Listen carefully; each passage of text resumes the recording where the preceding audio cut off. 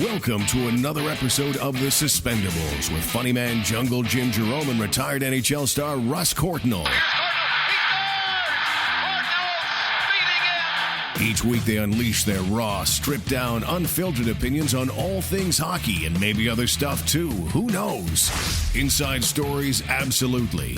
Outrage, guaranteed. Offside, for sure. And always plenty of laughs. Strap in. The Suspendables is coming at you right now. Okay, have yourself a very Merry Christmas. May your heart be bright. It's December. How are you? I'm good, Rusty. I'm good. Yeah, I'm getting over the sting. It's the breakup. You got punted. Yeah, I did. So I took up walking. Okay, so I've been walking every day. Stalking. Okay, it's not stalking. Yeah, I walked 35 miles to her front door. Yeah. No, I didn't. Anyway, we got another great show coming up. Lots of stuff to talk about. It was the week of exhibition events, Russ. Mm-hmm. Okay, Steph Curry took on Phil Mickelson and terrible Charles Barkley. You had that deal going on. You had the Mike Tyson. He fought Jones Jr. there, okay, in some deal they tried to throw together. You had the undercard of that was some YouTube sensation kid named Jake Paul took on, now this makes a bunch of sense, Russ, took on three-time NBA dunk champion Nate Robinson. Mm-hmm. That sounds like it makes sense, doesn't it? They're going to box, okay? That's what they did.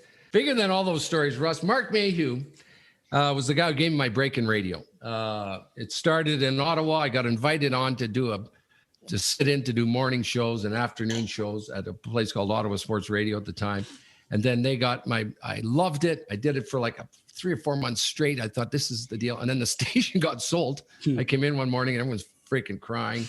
And I'm going, oh, well, that was a good ride. And then I got offered this morning show job by Mark, who was working for the Chum family. And then I started doing morning radio, Russ. Okay, that was my big break. And I love Mark.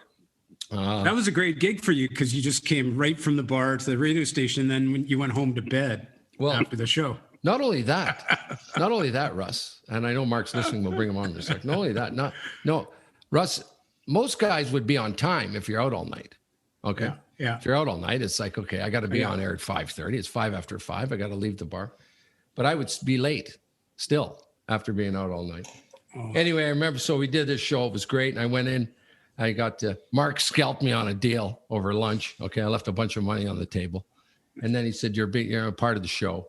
And so then I started going to my head, Russ, right? And I walk into, so I've been doing it a month or two.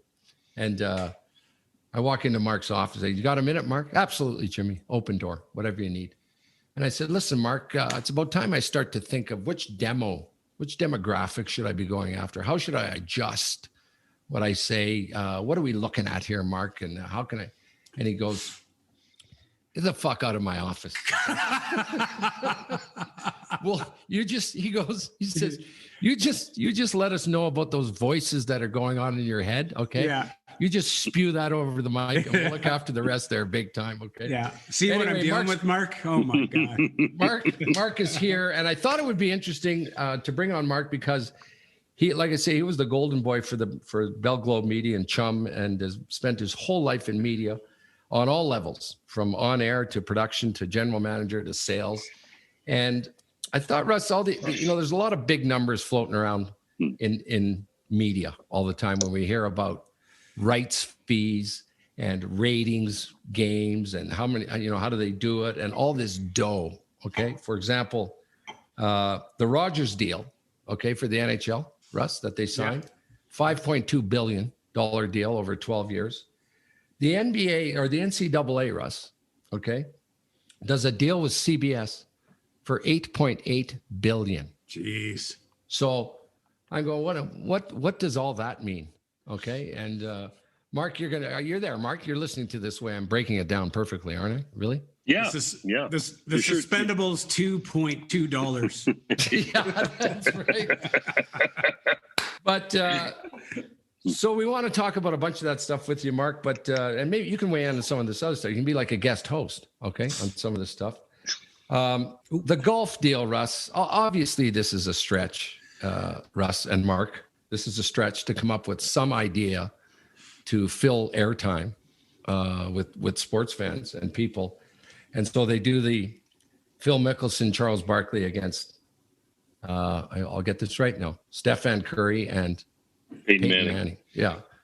I didn't watch a second of it, Russ. I think it's stupid. I think it's worth nothing but someone making some cash. And it was for charity, numbnuts. Oh. Fuck, you're a beauty. Well, still. Now, how do you feel? Well, still. Four huge names gave their time to raise a bunch of money. All the money went to black colleges and whatever. Help out. Yeah. Well, okay. They didn't take any money. It's a beautiful deal. It's a beautiful deal. They're giving back. It's a beautiful deal that they're doing, but no, you can't have Charles Barkley playing golf against two other guys who don't play golf, and one guy's a really good golfer. It just doesn't make sense. Actually, Peyton and Stefan are pretty good. Well, but they're not. It's a dumb idea anyway. Oh wow, okay. I think you're confusing, the event with sports, and it's not really sports. It's entertainment, and that's what it's designed to do. And it's a charity fundraiser, and it's going to attract sports fans. But when you have Charles Barkley golfing, it's hardly professional sports, right? It's a spectacle. It's fun and it's interesting for people who are into that sort of thing. But don't confuse it with sports. The Roy Jones Jr. Mike Tyson fight, that's a money grab. These guys, they want some notoriety, but a lot of it's money. And Tyson's money woes are well documented, and nothing against it. The guy can still fight, and people will pay to see him. But that's all that is. I don't know how it was $50 or something to. Yeah, they fought to a draw. So it sets up a rematch and another payday, and the wheel keeps turning. Mark, exactly. It's like 1 hour a week. We normally work on Sundays. Just check your schedule. Okay, one of these things you guys are going to agree is stupid. What about the slam dunk champ boxing the YouTube sensation guy? And he knocked him out. Okay, that was one of the events. It's a spectacle. I'd love to see you in there, Rusty. No way. Last fight I was in, I won by freaking 5 blocks. Yeah. Okay, what about the girl? Bringing the girl on. What about this story as an exhibition event? Well, here's the bad move. Hang on a second. My daughter, Allie, kicked a field goal, 50 yards in her senior year at high school at fun practicing. And there's always that, can the girls kick?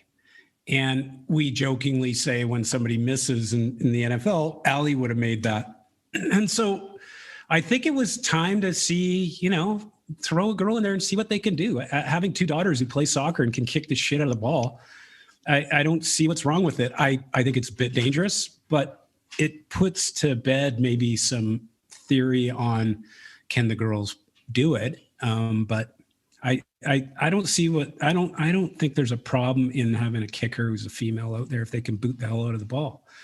Unfortunately, she didn't boot it very well. Well, your daughter kicked 50. She kicked a football 50 or kicked a soccer ball? No, football. Unreal. 50 yards, wow. Yeah. Wow. Yeah. That is impressive. And on her Instagram, she kicked one at Minnesota Vikings training center. I think it was like 30 or 35 in her sneakers just about 2 months ago. Isn't that cool? In street clothes. Wow. That's awesome. Maybe she could put your head on the tee the next time. Jimmy. I'm killing me here.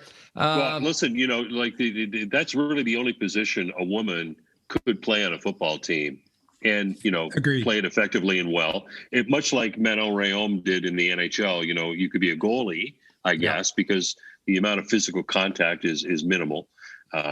Because women just aren't going to be able to compete with men in those sports. But, the real test would be if you want to make a play for equality, and if you want to play that card, great, it's awesome, then start her in a game. Yeah, don't bring her in at halftime when the game is out of hand. Just tell everybody in advance we're starting her this week, and she's ready to go, and she's playing the whole game, and then that's different. This sounds a little opportunistic, but hey, listen, it's a step in the right direction. It's interesting. Yeah. And social media is mean, man. They're going to, I haven't looked, they're going to take this thing down. They're going to take it down. There was a bunch of downside to it in my mind. and not a bunch of upside, you know. Did you guys see the Rayom interview? I think, was that back in 93, 94 when she was on Letterman? Was that about the time she got called up to? That's about the time, Russ. Yeah. I didn't see the interview though. Oh, it's such a great interview. She's on Letterman. And she goes, I've never seen you. I don't know who you are. And I've never watched your show. In Quebec, we watch French speaking TV. And sorry, I don't know who you are. And it was so cute. I just loved it. I was laughing so hard. It was so great. And it was so honest and natural. And he was loving it. Like, you know, can you imagine David Letterman at the height? Well, sure. Some beautiful girl comes on and she's in the NHL. And she goes, I've never heard of you. Perfect for Letterman. I think it was Phil Esposito, wasn't he? It was Tampa, right? That she dressed, Tampa Bay Lightning, suited up for you. It was more of a publicity stunt. They couldn't sell peanuts to starving monkeys down there at that time in terms of tickets. Right. So they needed to do anything they could to generate some interest, and that certainly got some play. Yeah. You know, all that stuff, this Sarah Fuller coming on to kick for Vanderbilt, and you talk about Rayom doing that. It all goes back to the battle of the sexes. And the original thing, because I was talking about it a few weeks ago with Stevie, the original one was Bobby Riggs was going to play Billie Jean King. I don't know if you're old enough to remember that, Russ. And and that's how it kind of started. And it had a massive viewership for that thing. But anyway, I think some of this stuff is a stretch, some of these exhibition things. Now, all that being said, Russ, talking about exhibition events, you were part of one when you entered the Battle of the Blades. For our listeners in the United States, it's like Dancing with the Stars. It was a big deal in Canada. It was the #1 rated show, actually, in Canada. And they pulled it I think it's back on now, but you get 8 retired hockey players and 8 professional figure skaters who've been in the Olympics. And so I got a call from Christine Simpson asking me if I would do the show. She'd happened to be at Gretzky Fantasy Camp that year, and she was helping get players. So she went back to Toronto and mentioned my name, and she called, and I said, yeah. And then before I knew it, I was in this thing, and I was like, oh my God, I don't know how to figure skate. I had to learn how to figure skate because the skates are totally different. It is so serious because you don't want to embarrass yourself. You're in front of a live audience on Sunday night in Toronto, 3,000 people in the audience, and then it's live across Canada. I think there's a tape delay for the East Coast or maybe the West, can't remember, but it's mostly live, and it was nerve-wracking as hell. And I really enjoyed it because it was so difficult to learn and something I'd never thought I'd do. And each guy, I mean, we were all so proud of one another. We were competing, but we were cheering each other on because we were so amazed we were actually doing it. Mm-hmm. And another fundraiser for each person got to pick a charity, and it was great. I really, really enjoyed it. How much prep, Russ, when you got the call and you decided to do it? How much time leading up to it did you work on this thing, and how did all that work? How did you spend your days? So what they said to make it for TV, they asked all of us not to buy skates. They said, we'll give you your skates when you get to the training camp in July or August. I think it was August. Mm-hmm. And they wanted to show on TV how hard it is, and us falling down and the beginning and the buildup. So I took that to heart. I actually listened and showed up. Val Bure and I never touched the skates. A couple of guys, like I think Chaser, PJ and Stock, and Theo Fleury. They had skated, so they looked pretty good, and the rest of us just looked like hell. And anyways, so you skate you have a training camp for a week, and then they decide who you're going to pair up with, and then you go home and you start practicing. Like I spent 28 hours of public skating, learning how to not fall down and skate on these figure skates. And that's 28 hours. The reason I know it was 28 hours is because my daughter and I went 14 times to a 2-hour public skate here in LA.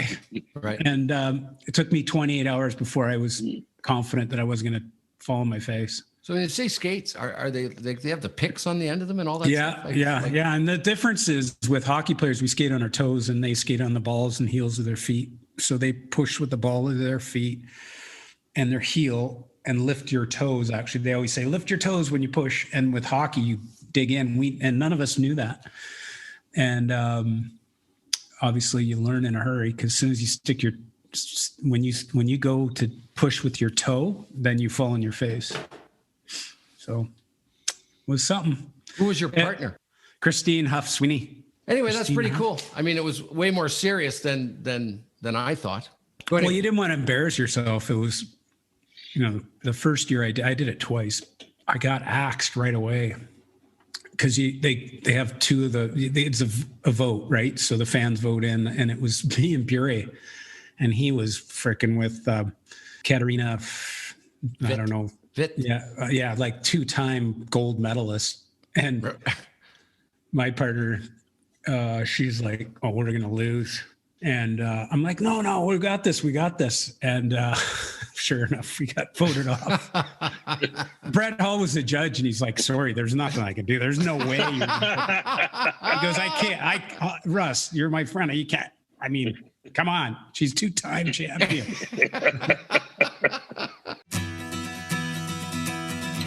A reminder, you can follow the Suspendables on Facebook, Twitter, Instagram, and YouTube. And check out our new website, thesuspendables.ca. Bunch of shout outs to people, to Clayton and Lynn and Chris Newell, who's a buddy of mine from Sudbury, whose uncle was Dave Newell. Remember the ref? Russ, you probably refed when you did. Probably had a couple fuck you fights with him. Yeah. I'm sure I'll take Dave Newell. He's slightly crazier than you are. I know him. Yeah. Aaron Parker, thanks a lot. And Adam Henry and Brent Gorman, Stan Bifford. I want to read a couple of posts, Russ, to you. No, they're nice, Russ. I pick all the nice ones. And then we got to talk about it. Hey, Jim, fan of the podcast. It has entertained me for many hours while I travel for work. A colleague from Vancouver recommended another podcast. I barely made it through the first show, Russ. Okay? Oh, wow. That means they're talking about the chicklets, I'm sure, right? They're talking about the Well, there's a few shows out there. Yeah. You were on another one. Yeah. You cheated. You're having an affair. Yeah. It was good. Anyway, he says that one doesn't even compare to the Suspendables. As we sit here in self-isolation, I miss watching my beloved Flames and yelling at the TV as they went through their roller coaster season. Sportsnet just replayed Game 6 from the 1989 finals, Russ. Curious what Russ thought as he sat in the penalty box after running over Vernon when Gilmore scored the game winner. Didn't look like Russ made any attempt to avoid Vernon. I purposely hit him because we were losing, and I told Pat Burns, I said, next shift I go out there, I'm going to run the goalie. And I was trying to just mix it up and stir it up and try to, so if you know, I dumped it the other way, went down the right side, and Vernon had to come out, and then he was screwed because I could run him over. And then they came after me, but I ended up getting the penalty, and we lost that game, but we were losing the series, and I was just trying to change it up and try to get some momentum on our side. And then Claude Lemieux scored after that. And then we just fell short. I mean, they won 4 games to 2. We were up 2 games to 1, and we ran out of gas in that series, and they got stronger and beat us. We should have won, and unfortunately we didn't. Is Vernon a buddy of yours? Yeah, Vernie and I are buddies. We've never really talked about it. It's one of those things that it's like Jim, you're the only one when you go through a breakup, we actually bring it up because it's funny. But when you do something like that to a player, I'm not going to bring it up, and he hasn't. So I'm not going to say, hey, remember when I ran you over? Right. Like, what would you like to drink? Yeah. Or like, no, we've never talked about it. Yeah. And maybe he forgot about it. Maybe, he was lifting the cup about freaking 15 minutes later. He probably forgot about it. Right. When a guy gets divorced, right? It happens all the time, right? Yeah. People get divorced. And one of my funniest lines ever was the guy said, you know, because oh, not Bob. And yeah, they got divorced, Bob and Sandra. Yeah, they did. And the buddy says, me and my wife were going to get divorced, but nobody wanted custody of the kids, right? But you told me a long time ago, because you hear about a guy gets divorced, then you run into him and you go, hey, buddy, how's it going, right? And you always said, never ask a guy how your divorce is going, ever. Like I taught you last week, I phoned you, we were shooting the shit, and you started fighting with your wife about politics. Yeah. Looks edgy around your house, Russ. No, we're good. We're good. You're okay. We can't have a normal conversation. So if she wasn't an actress, she should have been a lawyer, because you can't win.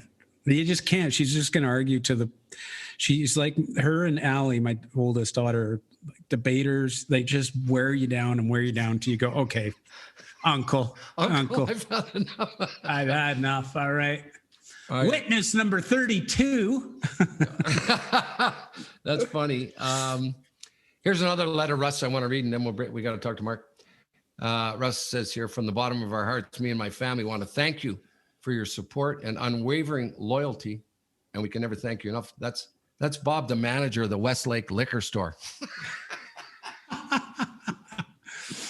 Yeah, your unwavering support, Russ. Mark, we got to bring you in. Thanks a lot for joining us, by the way, Mark, on the show, and thanks for hiring me way back when you did. It's allowed for this sort of stuff, and it allowed me to meet a bunch of people. But you're an expert in the field, if not one of the top guys in the country. You're certainly close about the media business and the radio game. You spent your whole life, didn't you, Mark, in the radio game? Yeah. I started when I was 18, and I just turned 60 not that long ago, so it's a lot of years. What's happening with radio? Is it a dying thing, or is it? No, radio is always going to be around, Jimmy. And if you can go back through the history of media and always see and read about the different things that were going to kill radio. Radio was huge in the 30s and 40s, and then color movies was going to kill radio, and then in the early 50s, it was television was going to kill radio, and then cassette tapes was going to kill radio, and recordable television programs was going to kill radio, and cable TV. It never happened. And radio is special because for the most part it's local. And if you're doing things on the radio that cannot be duplicated on the internet, if you're really doing interesting live programming that's entertaining and informing people, you're always going to find an audience. The only problem now is that there's so much competition for advertising dollars. And radio is 100% supported by advertising. So, back in the day, you didn't have Google and Amazon and Facebook and all these digital companies that are just hoovering up every advertising dollar out. And they're taking some of it from radio. And the more they take from radio, the less money the industry has to create that kind of compelling local content that keeps them, relevant and important. So, radio's at a crossroads right now. It has to decide in the middle of a pandemic as well, how it's going to write its next 100 years. It just celebrated its 100th anniversary this past year. So commercial radio. So, going forward, I think you're going to see a slimmed down radio, but you're still going to see great, compelling live programming do well. And a lot of that programming is sports, because the great thing about sports and sports talk on radio is it can't be duplicated. If two guys or two people are talking about sports on the radio, nobody else anywhere in the world is doing that exact same thing at that exact same time. So if you live in Philadelphia and you want to talk about, you want to hear guys talk about the Philadelphia Eagles or how bad the 76ers are this year or how the Phillies are doing, that's why you're going to come to the radio station.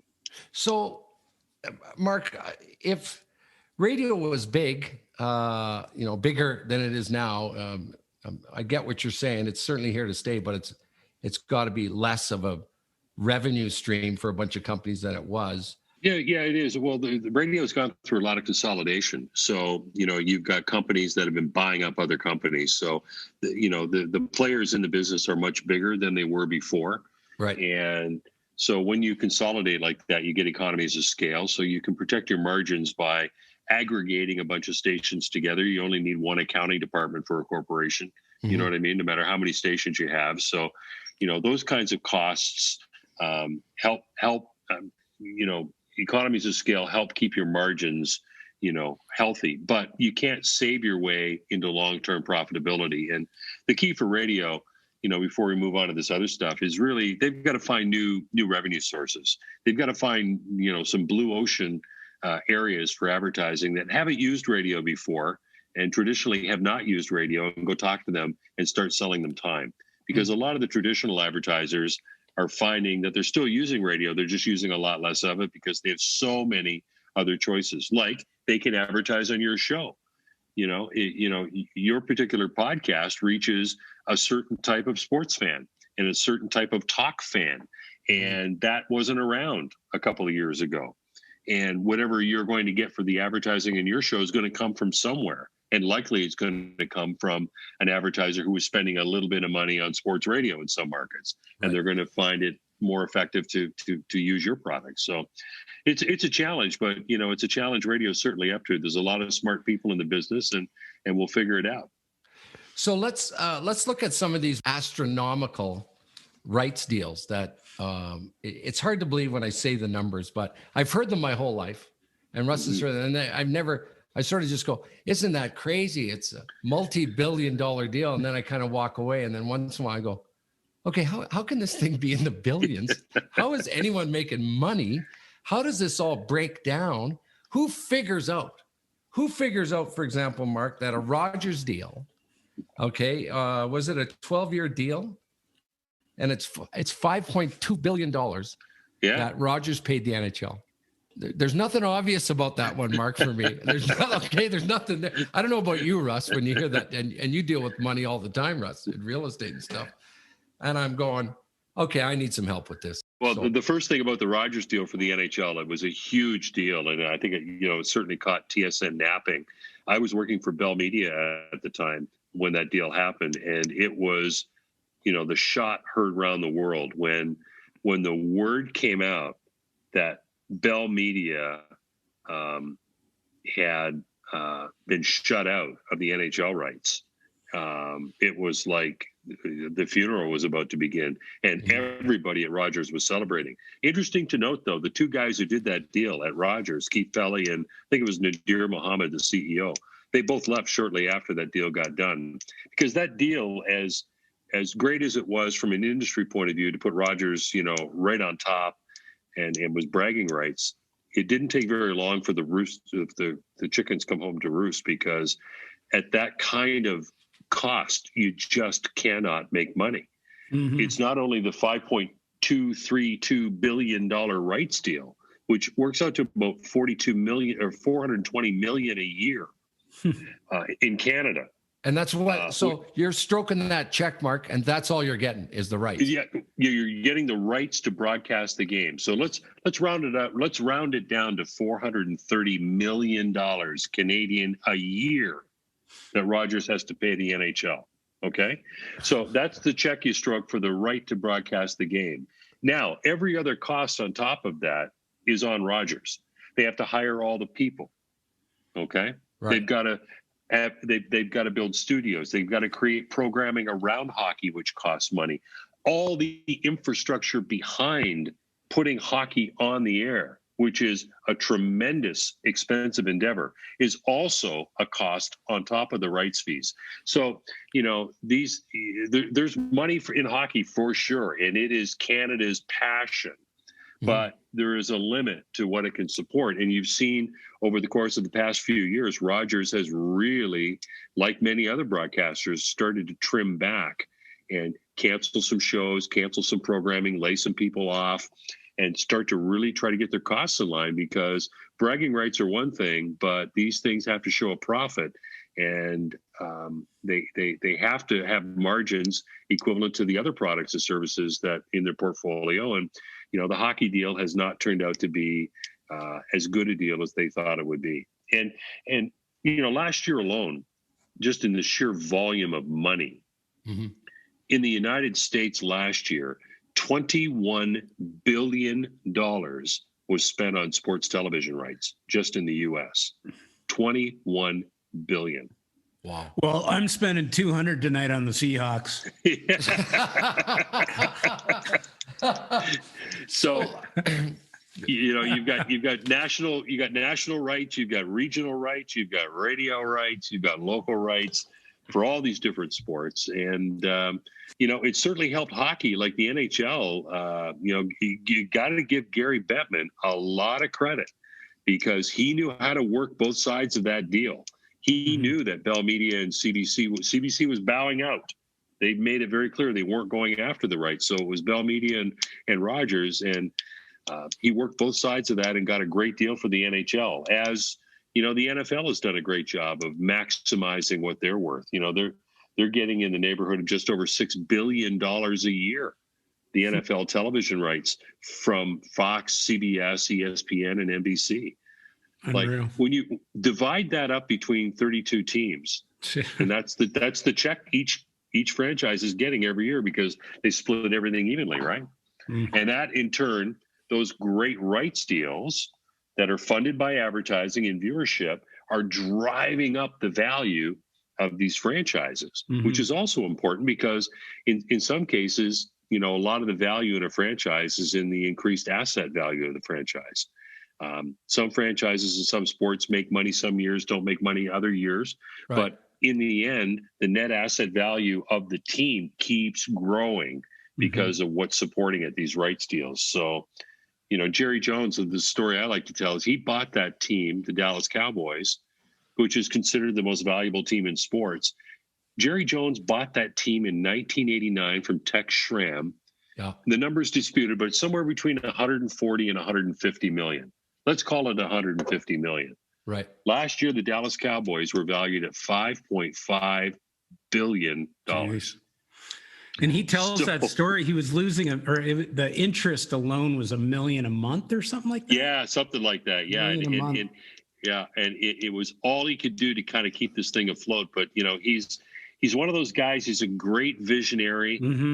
He's loud and he's brash, and some people don't like him. I love him from the standpoint of he's the biggest promoter of his business. He loves his business. Whether you agree with how he runs it and gets his hands dirty and stuff, that's another thing. But he just loves his business, promotes his business, and he's done an excellent job for the NFL. And every owner in the NFL, you're part of it's almost like a bit of a cartel in the fact that they decide who gets in, and they also decide what franchises are worth. Nobody's selling a franchise for less than they paid for it. He's sorry, Mark, keep going. No, go ahead, Russ. I was going to say he's the Steve Jobs of the NFL. Steve really Jobs of the founder of Apple. I mean, listening to him talk in 1997 when I was in the off season, when he took over the company again, and everything he said, I was like, is that really possible? And everything he said came true. Yeah, our phones are going to be our credit cards. Our phones are going to have they're going to have recording systems. They're going to have cameras. They're going to have your computer. Everything he said was on there. And Jerry Jones, he has done so many great things to promote the sport and the things look at now. Everyone's trying to build the same building he built. That opened a few years ago, and now he's built this huge park, and he's hosting games there, high school games. He's built more things that have just increased the value on top of just the value of the franchise. He's done all these incredible things, and I had the pleasure of meeting him in Dallas when I played for the Stars, and he's a legend. When he walks in the room, everybody knows he's there. Kind of has the Peter Pocklington reputation because he's like a bloodhound, He's got his nose up there going, I smell cash. I smell cash over here. And he's like Peter Pocklington with money. With cash. Right. Other than that, they're identical, But I think Jerry Jones, too, was the first guy he said, I know. What do you mean we have closed practices? Open them up and charge $25 a head or something, or even more. Okay, so all this is fair enough, Mark. So I'm getting to understand that the value of each franchise, of course, is just going up and up and up. So I get the sense that a guy goes, fuck, I don't know, just buy it. And in 10 years from now, it's going to be 10 times as much money. However, the problem with that, Mark, that I see is it's my understanding, Mark, that the viewership and the amount of people watching sports right now is going down. is going down. And because of the younger generation, it's all people like, the ratings for the Masters is all, their biggest viewership is over 50 years old. Curling is getting higher, like 60-year-old.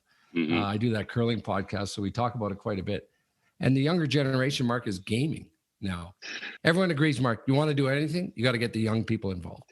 You do. And listen, the NHL had to wrestle with this to try to bring young people back interested in the game on TV. And that has kind of dictated how the production value of TV broadcasts go. They're quick moving. There's rock music. There's hip hop music in it now. Look at the NBA, the way they produce games. They're trying to get younger people to make this part of their culture and make this part of their habit.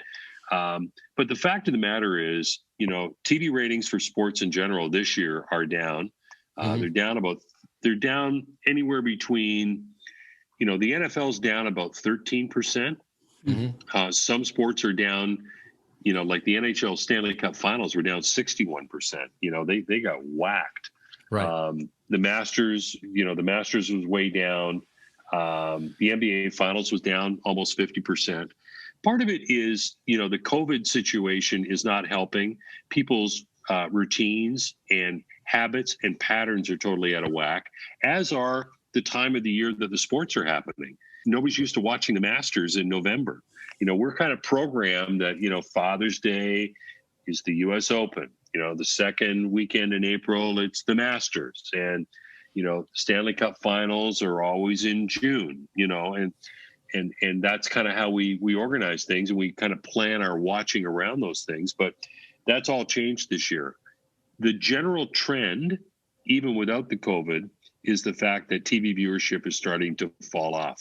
And part of it is there's a lot of choice out there. There's more choice of what you can watch on a screen now than there ever has been before.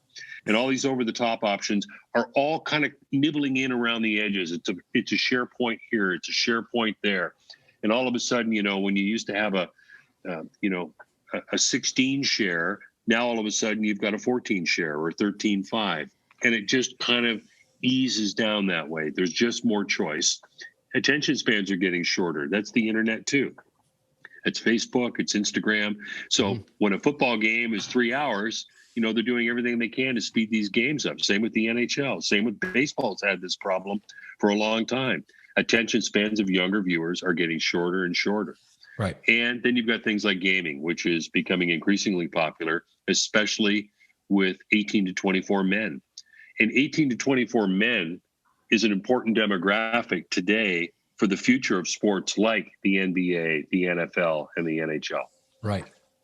And if you don't get in the habit of watching these sports on TV early and often and regularly, it's going to manifest itself in lower average minute audiences down the road. And it's starting to happen now.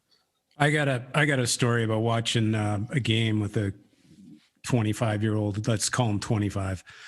So not last summer, the summer before, I'm up at Gazer, and my buddy, I'm trying to find the Vikings game because Mark, my daughter, her boyfriend is Eric Kendricks, number 54, plays for the Vikings. So I'm trying to watch the game. I can't get the game. My buddy from Calgary, who has a cottage there, says, I got the game, come up and watch it. So I get on the couch. I'm sitting there. I put the remote to my right. This kid sits down. He walks in. He's not even living at the house. He's a guest of the neighbor.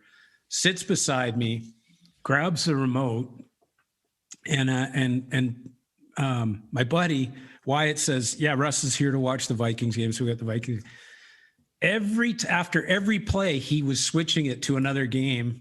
And I never heard the broadcast, nothing. And I wanted to punch this fucking guy in the head and then kick him in the nuts. I was so pissed off. It was driving me, and I had nowhere else to go. There was no other place to watch the game.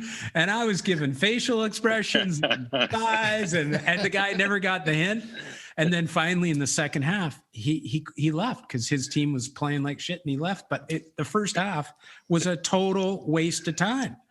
Oh my God. And I'm new to football since Eric's been playing and college football and all that stuff. But it drove me freaking crazy because this guy was, and then he wanted to do like the divide the screens and have like 8 games on at once. I'm like, oh my God, who is this guy? Well, what you're talking about, Russ, is analogous to what we're kind of talking about, is that attention spans are getting shorter and shorter. And that's why things like DirecTV Red Zone are so popular, because there are some people, and they tend to be gamblers, but they just want to watch Red Zone because they only want to see the action. They don't really want to watch a game, 3 yards in a cloud of dust and go back to the huddle. They want to see constant scoring and action. What is that, Mark? Sorry to interrupt. Explain what Red Zone is then. Well, Red Zone is a DirecTV channel that basically just goes to every game in real time as a team is inside the 20-yard line, which is called the red zone in the NFL. They call it the red zone. So whenever a team is in the red zone or they're ready to score, they go to that game. Brilliant. So you're constantly seeing scoring chances and scoring opportunities on the screen, and it's hugely popular. But I mentioned gambling, and I say that more than passing. That's another part of what's driving viewership, fan loyalty, interest in professional sports. And Russ, from living in the United States, there were a number of jurisdictions that after this last election that are now going to allow sports gambling in the state, in a number of states that didn't have it before. So it's propagating itself in more and more places where you can bet on sports. And when you do that, you bring more interest back to watching the sport on television, because people who bet on games have a vested interest in the outcome, and they want to watch and they want to enjoy it. And that's part of how they get their thrill out of betting money on it, is by watching the game. Right.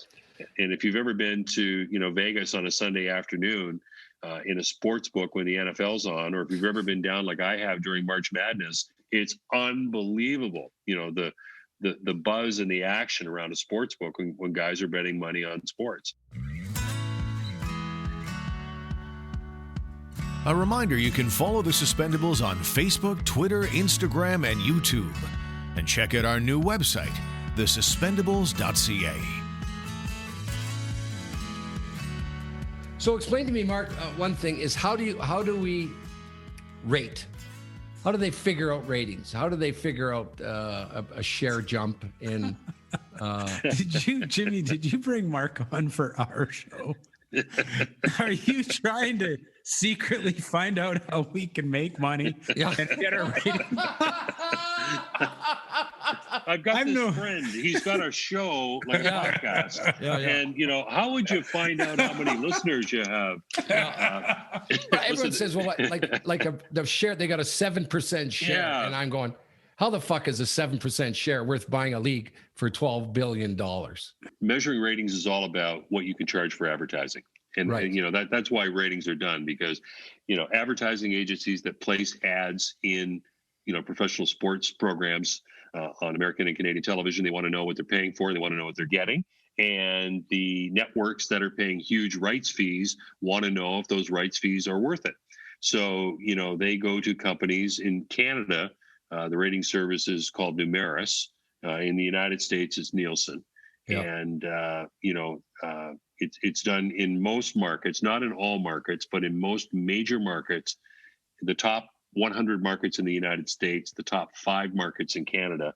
It's all done through people meters. So there's a small device that's given to people who are selected as people in a panel that are going to, and these devices pick up what channel you're watching. And Numeris, or Nielsen in this case in the United States, knows, you've told them who you are, how old you are, where you live, and all that kind of stuff. And you carry this meter around with you, and this people meter keeps track of what you've been watching. And that data is then extrapolated. You represent however many people you represent. So they do a large enough sample that it's quote unquote statistically accurate. It's not that accurate, but it's all we've got. So, but it does give you a sense of how much tuning is being done, how many people are watching a given show, how long they watch it for, and what your audience, it's called AMA, or average minute audience, how big your audience is at any given moment during a broadcast. So Mark, if I'm paying $5 million, okay, if I'm a sponsor for a year, and I pick up a season of the NBA or the women's basketball or whatever, and it's $5 million, and I'm getting a 7% share. Okay, yeah. I'm investing my $5 million in a 7% share station. If it goes to 8%, Mark, how much is that going to cost me more than my $5 million the next year? It doesn't. How it normally works is when you're doing a deal and you're buying sports, you're buying it based on a projected audience that the station or the network is going to guarantee. So they'll say, listen, we're charging you X number of dollars per spot, and we are going to deliver you an audience somewhere at a minimum of this to this. Right. And that's it. So if it's between this and this, that's what you're paying for. If it's less, then we owe you some compensation. Oh, okay. So you get if back. It's more, you got a great deal. Oh, okay. Fair enough. So that's why when games go into overtime or whatever, and you've got this huge audience waiting for an outcome. Sometimes as an advertiser, you get lucky and you got a spot in the right place at the right time. Right. It all evens out because sometimes you get really lousy placements as well. But when a program or a series or a game vastly under delivers, then the advertisers get compensated. And it's usually with extra bonus commercials in other programs. Rarely do they ever get any money back. It'll be, we'll make up those rating points that we missed. But it still must be big. And that when you're going to sell new advertising, it's obviously a new rate because now the share is 8% and not 7%. Yeah. Down the road. Okay. Yeah, and sometimes it's more than just the ratings. Like things like the Super Bowl has a certain cachet around it. So you're paying for the reach that you get because the Super Bowl numbers are huge. But being in the Super Bowl or having a commercial in the Super Bowl also brings you added notoriety. People are talking about you even before your commercial runs. Right. Your commercial is being viewed in advance on the internet. It's being part of the top 10 best Super Bowl commercials, and it's on YouTube all over the place. There's a lot of extra added value, which is kind of baked into the ridiculously high prices that they charge and get. So. Right. So the last question, Mark, I have is all of this when you're talking about billions and billions of dollars, and you brought up this 21 billion that are rights fees and sports properties alone. This to me it's begging for the two people who are sitting back watching this going, we're going to slaughter this. It's Amazon and it's got to be Apple. Who got to be looking at this saying, we're going to buy, you know what? We're going to buy 6 NFL teams. Okay. We're going to own 4 NBA teams. We're going to start our own station. You're going to be able to stream all of this shit, all of it on our station. It's got to be coming down the road somewhere. Well, I think you're on the right track. I think it's more likely none of these sports leagues would ever want them to be owners. But I think what you may see happen in the not too distant future, and I think you hit it on the head. I think Amazon is a good prospect. So is Apple. I think Netflix is also somebody that can't be forgotten, and potentially Hulu. Is these over-the-top streaming services? What I mean is they're internet-based services that you subscribe to. They have an awful lot of money. Like Apple has an awful lot of money. Amazon has an awful lot of money. And there's going to come a time where one of them is going to say, you know what? We should go to the NFL and offer them a ridiculous amount of money, or the NBA, and offer them a ridiculous amount of money that they couldn't say no to, even if they wanted to say no. They can't say no. And we're going to buy a certain portion of those rights so that the only way you can watch these games is subscribe to Apple or subscribe to Amazon Prime or get a Hulu account. And I think that day's coming. You saw it, for instance, in a very small way. Go back to the radio where we started. Howard Stern. Howard Stern used to be on the radio in New York City, WXRK, a rock station in New York. And the FCC kept coming down on him all the time because he would say words like you and Russ say, and you're not allowed to say those on the radio over the air. Gosh and darn. Yeah. So Sirius XM came along and said, hey, listen, Howard, why don't you come and do satellite radio where you can say whatever you want, just kind of like a podcast, and people will pay. They'll pay money to listen to you do your show, which was an unheard of thing in radio. Nobody's going to pay to listen to a morning show. Because radio is free. Well, guess what? Yeah, exactly. Guess what? A whole bunch of people lined up to pay $15 a month. 25 million people moved immediately to Sirius XM, and paid $15 a month to hear the Howard Stern show. And so a premier product like that can bring people over. So imagine if Apple said, hey, listen, we're going to buy the NFL rights. The only way you can watch the NFL, or the only way you can watch 75% of the games on the NFL, is here. And we're going to pay the NFL a ridiculous amount of money. We're going to pay them, I'm going to make this up, we're going to pay them $12 billion a year. So that may sound like a ridiculous amount of money, but all of a sudden, if that generates another 50 million subscriptions of Apple Music television at $15 a month, do the math. Yeah. And that gets you into their ecosystem to buy computers and another phone and all sorts of other things that they want to do with you. So I think that day is coming, and Fox and ESPN, NBC, CBS, they're going to have other bidders out there. Isn't that why Rogers did the deal, was to get more people into their phone subscriptions? And the problem was the take-up wasn't as quick or as deep as they wanted it to be, or as they thought it would be. Streaming services like Apple and Netflix, they've got the billions and billions and billions and billions of dollars to do this.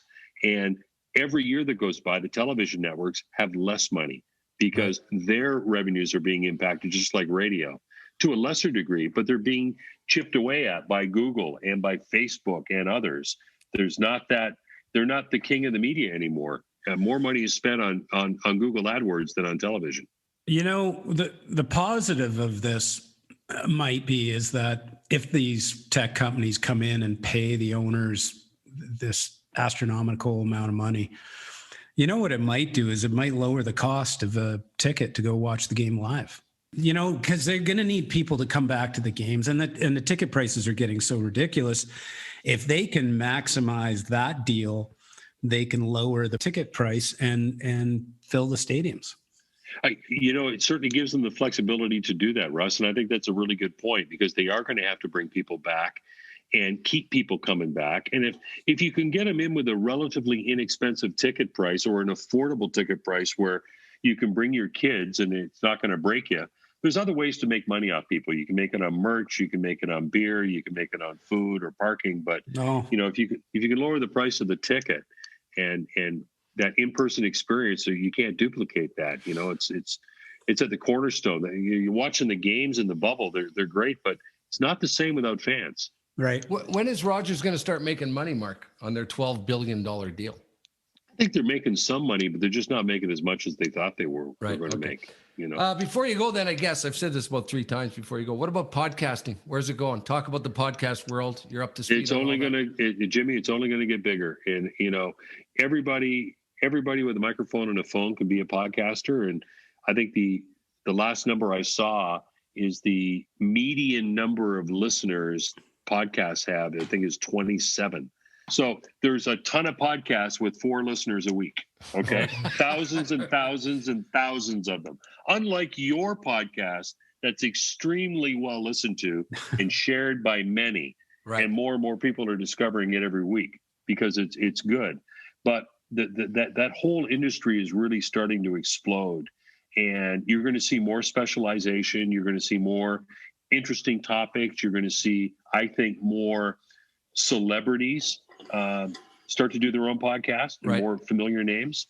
But I think, what you guys are doing is one of those original kind of interesting podcasts. And I'm not saying that because I know you and you're my friend. I've said this from the day you told me you were going to do it. I think you go on there, you do a show in an honest way. It's authentic. It's real. You guys don't pull any punches. It's the real you. The way you do the show has probably cost you a little bit of money in terms of advertisers, because some advertisers are afraid to associate the product with a guy who's going to say fuck. But that's the way it goes. And Howard Stern had that same problem, right? But I'm not saying you have to be Howard Stern, but Howard Stern does a great show, and millions of people tune into it all the time because he's got great content. And I think you guys are well on your way. and podcasting itself is going to continue to really, really go. But you guys got in at a great time, and I would encourage you to continue to do what you do. Mm-hmm. Keep talking about interesting things and find ways to get more people to discover the show. That's the key. So if everybody listening right now, Russ, if everybody listening right now to this show would tell one friend about it that they know would like it, that they haven't done that yet, that would help everybody. Mm-hmm. Share it. You want to hear my Howard Stern, Rick Dees story? Absolutely. Yeah. So Rick Dees taught me how to play golf back in the early 90s. And the radio DJ, right? Yeah, Rick Dees in the morning, weekly top 40. So Rick, we used to meet every Wednesday at Lakeside Country Club where he was a member. And we'd play golf after he'd do the weekly top 40 show. So he said, he was talking about his contract and this and stuff. And he said, Howard Stern really screwed up. He just left radio and he signed with this Sirius radio. This Sirius radio. I think that's it for Howard Stern. He's done. That's funny, man. Years later, Guy Johnson, who's a good friend of mine, was involved with Sirius radio. He actually was in charge of Canada. And he introduced me to the CEO, and he's a Victoria guy, hockey player, never made it to the NHL, good friend of mine. And I think he told me Howard Stern was making $100 million a year. Is that? Yeah, it's about 120 US. Yeah, 120 million. Yeah. How's it going, Howard? How's it going? You know, big mistake. Boy, Rick Dees was bang on there. You know, it's funny, Mark, that you're on here because one of my favorite stories. Because you came to Sherwood. I don't know if you remember this, Russ, but Wayne had a sort of an exclusive deal with where guys paid a whack a dough, and he only had 18 groups to play golf. So it was only the Wayne Gretzky, Foundation golf tournament. Right. And so Maheu, you came down. Yeah, I did it twice. Yeah, and I remember you walking off the course one day.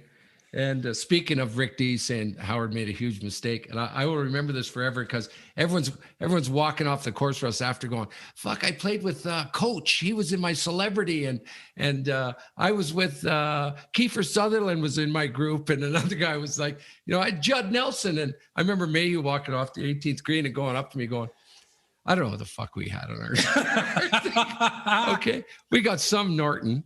This guy will never amount to anything. Some guy, Ryan Seacrest, something like that. Never heard of the guy. Do you remember that, Mark? Yeah. I mean, you probably weren't that animated, but you don't swear. But I remember you going, this guy's a nobody. I don't know. He has an afternoon show. And look where Ryan Seacrest is. He's bigger than all those guys. I remember you and I was lucky enough to be with you and Jim Waters, and we got invited to Wayne's house for dinner. Jimmy Waters is the Waters family who own Chum. I'm guessing, have they sold out now, Mark? Is that all done? Yeah, they sold to CTV Bell Media. Yeah, so Jimmy would be well off, but he was so excited to come on this trip because Gretz was in Montreal and we were in Ottawa, and he said, "Come on along, Jimmy, bring your boss and the other guy." And then you had said, "Well, we got to bring the owner," and this is how excited he was, Russ. So we're in Montreal, flying to LA. Okay, and Gretz says, "Yeah, you guys can zip over here. It's about a 45-minute drive, from Ottawa to Montreal." Yeah. So Mark invites Jimmy Waters, and Waters doesn't believe him. First of all, he says, we're gonna fly in Wayne's plane. We're gonna go to LA, but you can. Jimmy Waters was in Dallas at the time. Okay, and we said, well, don't worry about that. We'll just meet you in LA, and we'll pick you up in the morning. We're gonna go golfing. Jimmy Waters goes, No, fuck that.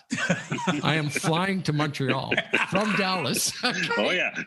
He flew from Dallas to Montreal. That's great. And to ride on this plane. And I just remember, everyone was in the cups a little bit. Yeah. And I, it's a 5-hour ride, man. This is a long taxi. Yeah, it was great. And I remember Jimmy Waters just getting off going, no one's going to believe me. No one will believe me. No one will believe me. The Gretzky effect. The Gretzky effect. Awesome. Yeah, the Gretzky factor.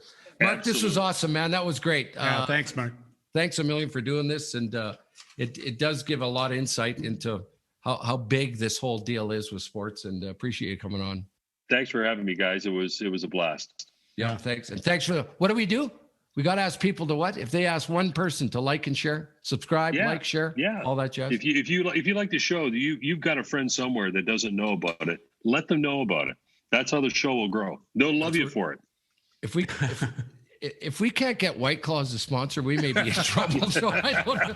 Fuck, Let me talk to them. Bank of Nova Scotia couldn't do it. Yeah, we need someone like you to get in there. Get this thing going. I've only had 2 tonight. Yeah, well, it makes you lie. Apparently, it makes you lie. So that's good. Have a great week, guys. We'll talk to you later, everybody. You've been listening to The Suspendables with me, Jungle Jim Jerome, and him, Russ Courtnall. We'll be back each and every week with a whole new show. Take it easy, Rusty. Have a good week. Thanks, Mark. Thanks, Russ. Great, guys. The Suspendables is a weekly hockey series with Jim Jerome in Edmonton and Russ Courtnall in LA. Follow The Suspendables on Facebook and Twitter. Reach us at thesuspendables@yahoo.com. And of course, we appreciate you sharing this podcast with your group of friends.